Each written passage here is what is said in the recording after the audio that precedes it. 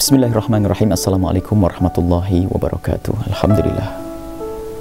At-Tawwab, Al-Ghaffar, Al-Ghafur. Wa sallallahu wa sallamu ala habibina wa syafi'ina wa maulana Sayyidina Muhammad wa ala alihi wa ashabihi wa tabi'ina lahum bi ihsanin ila yaumiddin, amma ba'd. Ketahuilah bahwa di dalam kita memohon kepada Allah, Allah sudah menjanjikan, ud'uni astajib lakum.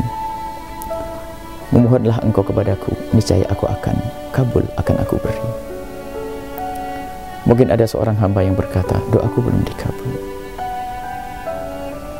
Ketahuilah bahwa yang perlu kita koreksi dulu adalah cara berdoa, memohon kepada Allah.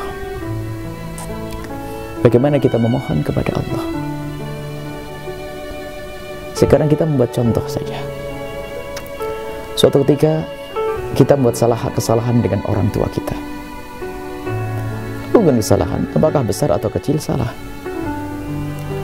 Kemudian saat kita membuat kesalahan kepada orang tua, tak taunya besok paginya kita butuh uang, mau minta duit kepada orang tua kita.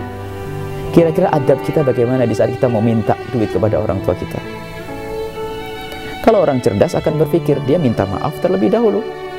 Kalau kita melakukan kesalahan, maaf pun belum, tiba-tiba langsung minta duit, mungkin bisa menjadi marah orang tua kita. Walillahil mathalul a'la. Memang kita membuat contoh untuk Allah tidak boleh. Ini hanya pendekatan saja.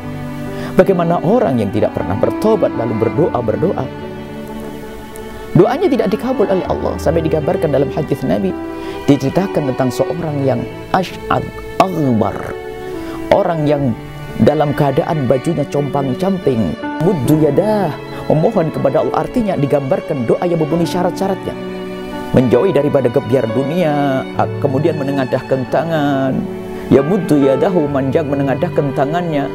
Karena dalam doa itu ada ilhah, minta kepada Allah yang serius. Ya muddu yadahu wa yaqulu ya Rabb, dia berdoa dan mengulang-ulang ya Rabb. Semestinya ini adalah doa dikabul. Akan tapi tidak dikabul oleh Allah. Kenapa? Anna yustajabu lahu du'a. Gimana akan dikabul doanya? Kenapa? Malbasuhu haram, makaluhu haram, yang dimakan haram, yang dipakai haram, wa masrabu haram, yang diminum haram. Artinya apa? Kalau dia belum tobat, bagaimana Allah akan mengabul? Kayak tadi, kepada orang saja seperti itu.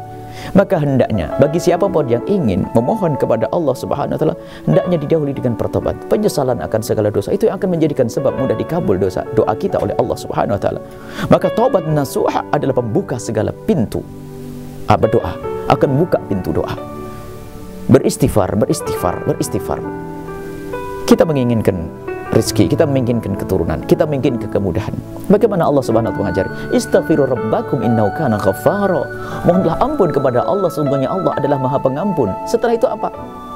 Selama ini yang kita inginkan, kita mohon, panjatkan kepada Allah, akan diberi. Yursil sama alaikum midrara, akan diberikan Allah hujan. Wa yumdidkum bi amwali wa banin, akan diberi oleh Allah kekayaan, kecukupan, anak keturunan yang baik dan seterusnya. Jadi taubat ini adalah syarat kalau kita ingin dikabul doa kita oleh Allah Subhanahu wa taala.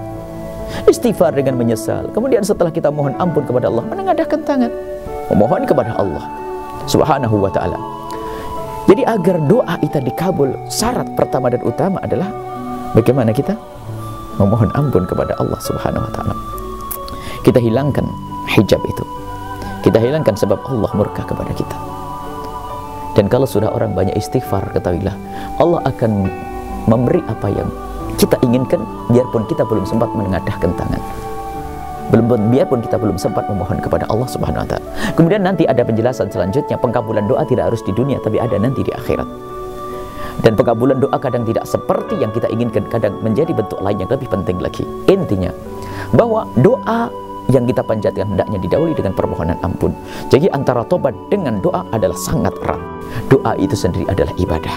Jadi di dalam berdoa, yakini bahasanya ini adalah amal ibadah kepada Allah Subhanahu wa taala. Bahkan dikatakan doa itu mukhul ibadah, saripati ibadah. Lengkaplah seorang hamba yang bermohon kepada Allah, didahului dengan doa, didahului dengan pertobatan, bebas dia.